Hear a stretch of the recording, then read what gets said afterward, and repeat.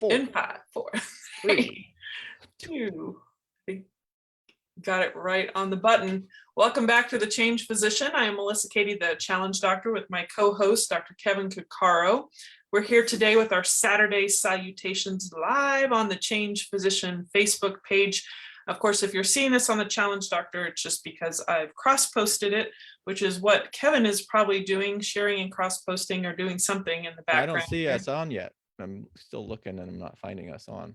Oh, well, it says live on Zoom and live on Facebook. It didn't give me an announcement. Oh, see, usually it'll tell me that we're on, and it didn't tell me anything. Maybe your algorithm changed. Yeah, maybe they want to give me some stupid thing, but whatever. Yeah. Well, welcome back to Saturday Salutations, where we share most recent or upcoming podcasts and what's been up with us. But we like to just say hi to our community, and also Kevin and I get to say hi to each other.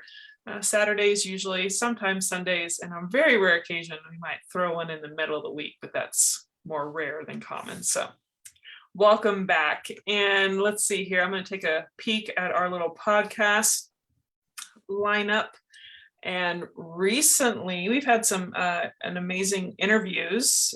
We had talked last week about Dr. Naveen Goyal, anesthesiologist, entrepreneur, venture capitalist, et cetera, et cetera. He's got a lot of different titles. Make sure to check out all of those. But this past week, we had actually on this past Sunday, we released Dr. Sonali Reuter, who's an emergency medicine physician, also known as the foodie physician. And we did 2 episodes with her. The initial one was just her physician journey. And then the second was I titled it Juggling Knives, Children, and Patients. I don't know if Kevin liked that title, but I like that title. That was good. So just a little bit more on our entrepreneurial journey, which can have its ups and downs. And you can look forward to our deep dive on that tomorrow. That should release. And any comments about that, Kevin? Oh, it was just fun. I mean, part of it, and I can't remember if we did it in the deep dive or not, is just these people that you knew from years and years back. And like, we may not have talked about in that episode, but Sonali was my wife's roommate before she was my wife. And another one of our guests, Dr. Kathy Mock, was their roommate as well. So it's just interesting to see how people progress. And I was actually talking to my wife the other day, like after we talked to Sonali, and I'm like, I don't remember Sonali cooking when you guys lived, and she's like, she did. So I mean, that was the thing that just killed me about that episode, is you have somebody who literally did not cook, that nobody can remember, and now she's like the foodie physician, culinary trained, and it's just a hoot. And it was a pleasure to see her and see what she's doing, and it's awesome that she found that interest later and has really developed it so much. Yeah, so it means you too can change at any point in your life, especially a lot of these physicians that are friends or colleagues or acquaintances of ours. Who knows? You can start something new. That actually, so Naveen's the same thing, right? Because Naveen, he was my junior resident, and the first time I talked to him, I think I even said this episode was, dude, you're like this huge big venture capitalist guy now. I don't remember you doing. Where'd you come from? Yeah, he's like, I wasn't. It's like all these people are doing these really amazing things after, like after medical school, after residency. So it is pretty neat, and how they're leveraging their medical knowledge and career, which is really what the Change Physician is all about. That's right. Well, I mean, we all go on the conveyor belt, so to speak, when we go through our training. We all have to hop on and just keep going forward. And well, it's more like the express speed treadmill that you have to run as fast as you can before it flies you off the other end of it. Yeah, you can't stop. You have to just keep going. Yeah. Or jump off completely, I guess. But but then you get off, and then you're like, then you got to get your equilibrium and like get a sense of what's going on and who you are. And then you're like, wait a minute, I totally missed all that stuff that I never looked on the side to notice. And you're like, wait a minute, who am I? Yeah. And then people start developing other stuff. So it's kind of cool. It is. It's interesting. Kind of crazy and cool. But the fact you have to go through all that. I mean, it goes for probably a lot of other people that have to put their head down and just, Well, but it brings to mind like the value of experience and like literally what you're trying to do with medical school and really residency. Like medical school, I think is really, you're learning the language of medicine. Mhm. Residency is all about like just exposure, and additional learning. That's more of the experiential learning stuff. And there's something to be said for that. I mean, it's hard. Mhm. It is really, and I don't think any physician is going to say it's easy. But the depth and breadth of knowledge that you get is frankly unsurpassed, and you just cannot do it without that type of experience. And you're either going to have to, sometimes it's probably too compressed, and maybe they need to look at like spacing the time, maybe a little bit more about what activities are actually providing value. But there is something to be said about that, about a physician's education and how different it is from most other fields, that I hope people just don't forget. And I think as physicians, important for us to realize that experience matters. And it really profoundly changes how you make decisions and how you analyze information, and the ability to recognize things that maybe a lot of other people wouldn't. And it just becomes like second nature. I don't know. I'm so grateful, like each and every day that I went to medical school and I did the residency that I did. Mhm. Like I just can't even imagine not having that knowledge. And I just don't even know what I would do. Like, I really Yeah. don't. Yeah. No, I think there's, I mean, even if a physician like doesn't know the most recent thing that maybe uh, the lay public saw on a commercial that we haven't been exposed to yet, or doesn't know the name of a new brand name of a drug, there's that.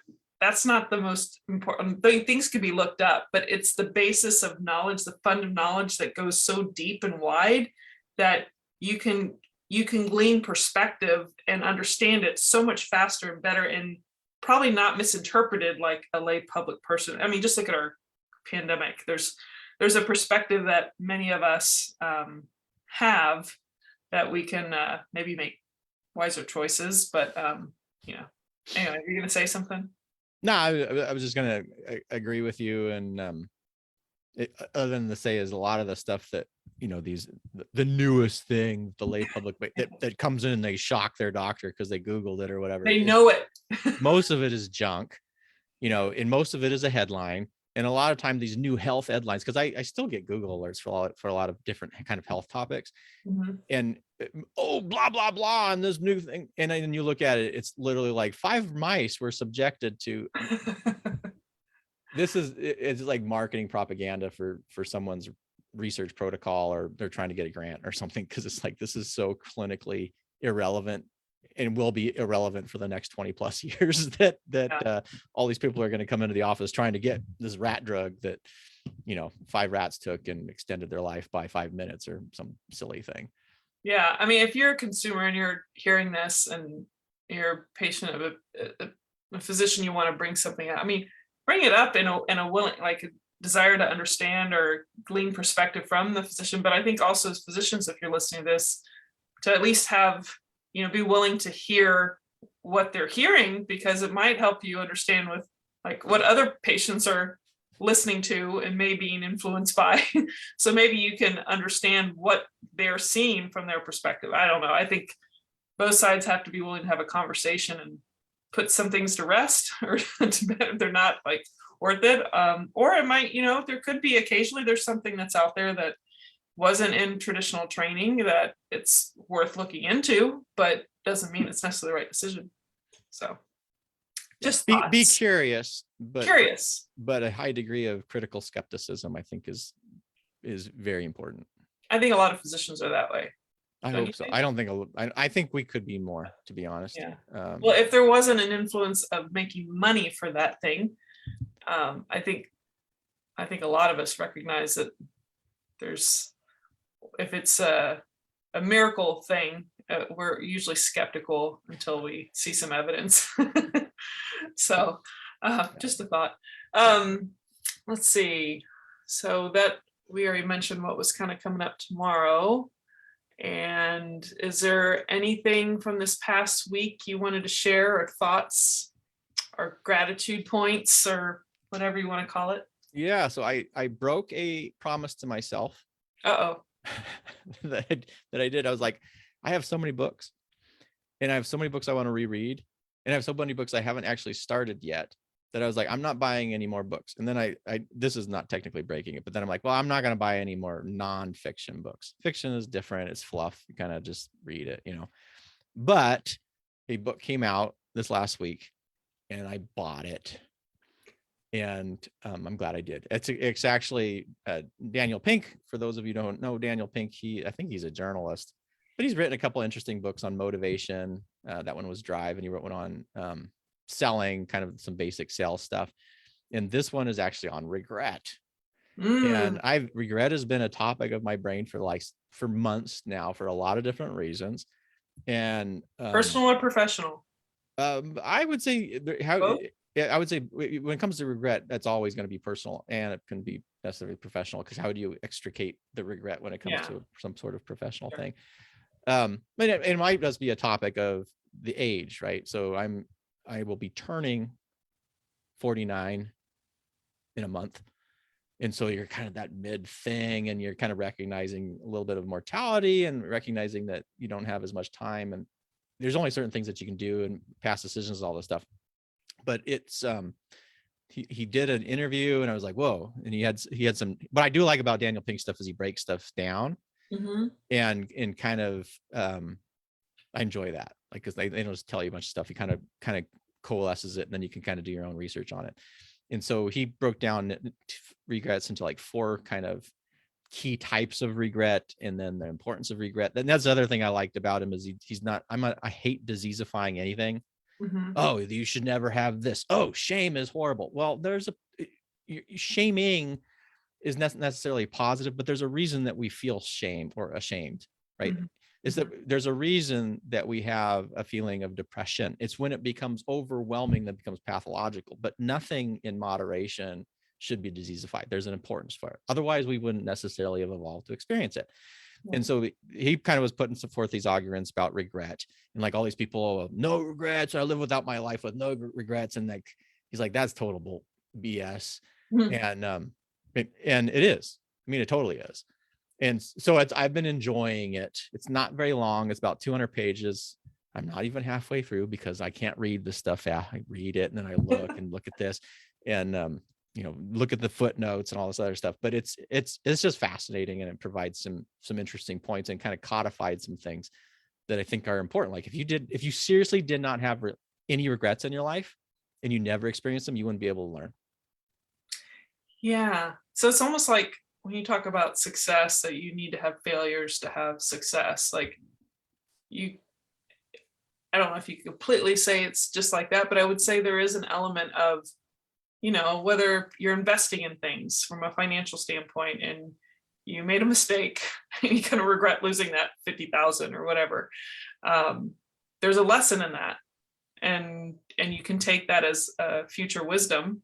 And I guess regret, you strive for a life without regret, but I don't think you can go through life without something that maybe you could have or should have or would have preferred to do differently. Well, if you have no regrets, then you probably haven't lived. And you hit the one key part about regret is absolutely crucial to improving decision making later. And there was three things he said, like really important things about regret.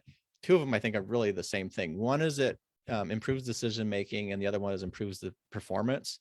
Like, once you have, and they took these studies where people would put them in a task, and then they would have them like think about things that they'd failed at, and those knowledge of those failures actually made them more attentive to details. So I think improved decisions, improved performance are kind of the same thing, because they're very much related to you, or related to that kind of optimizing, taking past experiences, learning from them in order to kind of optimize this next set of whatever actions or experiences. And then the other one is meaning. And that what regret does is sort of carves out meaning, and you can use that to actually amplify past meaning, current meaning for things that you can't control, as well as future meaning, where you're using this kind of a new set point thing. So yeah, I'm just finding it fascinating, because I love this stuff. It's like, once you start looking at life and you start seeing how all this stuff is coming together. And then you start learning how all these little facets, again, whether it's regret, whether it's some sort of motivational component, whether it's understanding like how the brain operates in these 3 different time perspectives. It reminds me of like a Rubik's Cube, that you can literally take any given experience of your life and you start twisting it around and you can create something completely new. And if something isn't where you want it to be necessarily, first understand what does that mean, and then you can start tweaking these little variables and like moving them around a little bit, and it's just super cool. So this is just adds another little tool to the twisting the Rubik's Cube, and I've been enjoying it. So people out there, it's Dan Pink's new book, and I think it's The Power of Regret, or I mean, actually, I should get the actual name so that I'm doing the right thing. Yeah, The Power of Regret. Yeah, that's it. How looking backward moves us forward. Nice. Well, it almost reminds me too of just I mean, even athletes, you could say that for their performance, like from a game standpoint, not just life in general, but there's a way that you tailor things to optimize your performance, whether in a sport or in life. So I can see how that could be, make a metaphor with that as well. But well, that goes that important performance thing. Then there's a study that took like academic, I was almost going to say physicians, but it's really people who are academics, like PhDs. And those people who in their early career were applying for these grants, these specific type of like early awesome, I'm an awesome person, and early in my career grants, the people who actually barely missed the threshold and didn't get it outperformed the people who achieved that. And so the hypothesis being is that early sense of quote unquote failure taught them, hey, I need to do better next time. And so then they actually long-term actually increased their performance, became more attentive to detail, put more work in the project, whatever it is. And I could see it the same thing with athletes, right? So, you have an experience, Pop Warner football or high school football or whatever, where you didn't make it to that point. And what does that make you do? Well, the next time I'm actually going to work better. There's a like the world's greatest wrestler, the American wrestler, I can't remember his name. That happened to him. He like lost. Did he lose one match or something? And then he's like swore he was never going to lose a match again. I don't think he did, but I mean, all this stuff. But there has to be this element of regret to it in order to improve that future experience. So, and future performance. So I don't know. It's fascinating to me. So you just made me think of this other thing. So sometimes, like say your teenage years, maybe you're just a super good looking guy. I think I brought up this analogy before. And you've never had to work hard to make friends because people are drawn to you by your looks. You've never, now you can be raised well and have good, interpersonal skills or just learn to be a good friend and all these things before it. But if you solely relied on just that look, so to speak, to garner friendships, whether they're real or not, you may not work on the other parts of your character and your personality or just your interactions with people.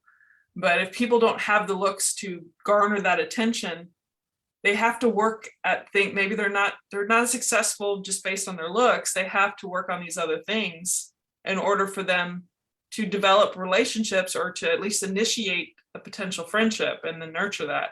So I don't know if you can tie that in with that, but it feels like that's a similar kind of a sense of like failure to establish relationships, because it's not just happening for you.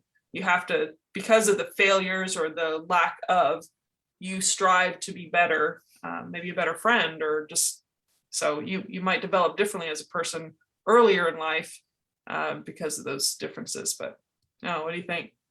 I think that is very true for many. Am I pulling straws? I don't think you're pulling straws. It made me think of like comedians and how many of them said I was the new kid, or my family, they thought my family was weird, or I moved to school, or I was short, or I was, overweight, whatever it is. There was usually something that there was a compensating for, or anything that people find an interest in something. I escaped, an author. I escaped into my books because blah, blah, blah, or the library was my refuge because of, abuse or this. And so, you can always kind of look at the other way is you can look at there's the ways that you can look at it in a positive, and you can ways you can look at it in a negative. And as if you're wallowing in that negative the whole time, well, if only I'd been able to do this, oh, if only I'd been able to do that. Well, if you sit there too long and you're wallowing, you will never proceed. Right. On the other side, there's the other one's at least is the sort of the Pollyannish view. Oh, well, at least, the house burned down. Well, at least everybody was fine. Well, only the dog died. At least only the dog died, right?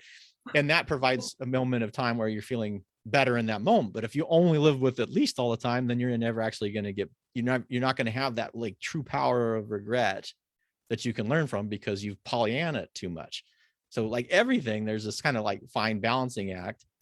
And I think all of us, again, as a human, this starts when you're little. Then the more that you can understand it as you grow and evolve, the more you can tweak that Rubik's Cube, and the more perceived control you have over your life and experiences, which I think that's the goal. But somebody else wants $10 million. I don't know. Well, I think I'm a pretty optimistic person, but I have regrets too. Because not you're human. Right. And not because I definitely don't, for the most part, I don't feel like I take on the victim role, the less than kind of thing. So that's probably served me well. Keep my head above water, head up, and keep moving forward. And I'm used to being on a treadmill, with the medical school thing anyway. So I just keep moving forward. Keep yourself from landing flat on your face. I think this is interesting because you can also refer back to post-traumatic growth, which is sort of in the similar realm of regret, right? And so post-traumatic growth means there's something highly traumatic. And what the research has shown that for many times, these periods of just absolute devastation, horrible things that happen to you, hurricane destroys your town, and highly distressful events also provide the opportunity for some of the greatest personal growth. And this also has been well codified into the post-traumatic growth literature. And, it's never something, I guess this is the thing, it's never something that you would ever wish on another individual. It may not even be something that you ever, in fact, I would say most 99.9% of the time, nobody would ever want it to go through. But it's being able to recognize that because of that traumatic experience, who you are has fundamentally changed for the better, or you have become a better person from it. And, I just think that's sort of key, because a lot of times we're talking about, well, regret is if I can go back and change. Well, if you think about it, those moments in your life that you have the most regrets, if you went back and changed them, you wouldn't be who you are today. Right. So that really comes down to, do you like who you are today? Yeah. And if you like who you are today, then you probably won't want to change it. And if you don't like who you are today, then maybe there's something else or some other reason for that than that one simple event. Maybe there's things that you can work on now.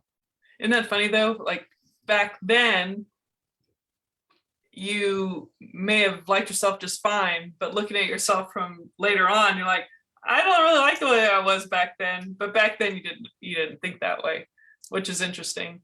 To bring it full circle from what you just said in post-traumatic, I think about little post-traumatic or big as a physician, and how we deal with either a bad complication with a patient or something maybe we didn't manage as well, and how that's a great opportunity for us to improve our own patient care, or it change potentially inherent things within the medical system and do things differently, or different, whether it's just a different way of doing a procedure, or there's different things you do that you're always constantly talking about, the Rubik's Cube, constantly fine tuning. And I think that's imperative for physicians, because you don't just become a physician and you're stagnant. That's part of the process, is always consuming more information and assessing the situation within the context of that patient. And anyone that's been in medicine has had something happen to a patient, whether it's directly your fault, there was maybe not intentional harm, but things came of whatever side effect it was. And so you kind of feel that And there might be a sense of regret, but what happens? You end up maybe changing the way you care for patients in the future. And anesthesia is a perfect example of that. There's constantly an enhancement of the style and the way you do things. And there's usually, for those who don't know, even though they don't seem like they make sense, there's a reason usually behind everything, at least in the mind of the physician. There's a reason we do what we do, so we can prevent that from happening again. So, and certainly anesthesia, because yes. they've done, anesthesia's done, like, really, anesthesiologists have done just an awesome job of risk reduction. Like, it's just amazing. Like, I'm very proud of our field, to be honest. I'm very proud. But it also made me think about my 8th day of anesthesia, and an event that occurred that I've never forgotten. Oh yeah. And learned a crap ton from. Yeah. Oh yeah. They're imprinted in my mind, the things that happened to patients in the past. Not necessarily because of me, but surgery. Just coincident, like weird things that can happen. You're just like, whoa, that came out of like left field. Yeah, sometimes you learn the hard way. But all right, well, I don't have anything really to add, since we kind of went on a nice little tangent there. Anything you'd like to finish off, or you want to take us out? Nothing to finish us off with, so I guess I will take Well, maybe you should put that link for that book in I did. comments. I did do that. See, I'm super awesome. Perfect. I'm hoping I put it in the right place, but I don't see it in a change position, but that's okay. Oh, it isn't? Later. Maybe you added it to your I put it to some, well, I put it to whatever I got, or I'm not updating. I don't know. I don't know. Anyway, That's I put it somewhere. I'll put it somewhere else. Anyway, it's The Power of Regret by Dan Pink. Again, pretty easy read, not super long, pretty interesting stuff. This is always the Changed Physician podcast. You can join us every Saturday or sometimes Sundays for our Salutations, where we get together. If you have any questions, comments, or concerns, you can just pop them in, join the chat, or even email us directly. If you're interested in learning more, you can join the community at thechangedphysician.com. And until next time, stay well. Take care.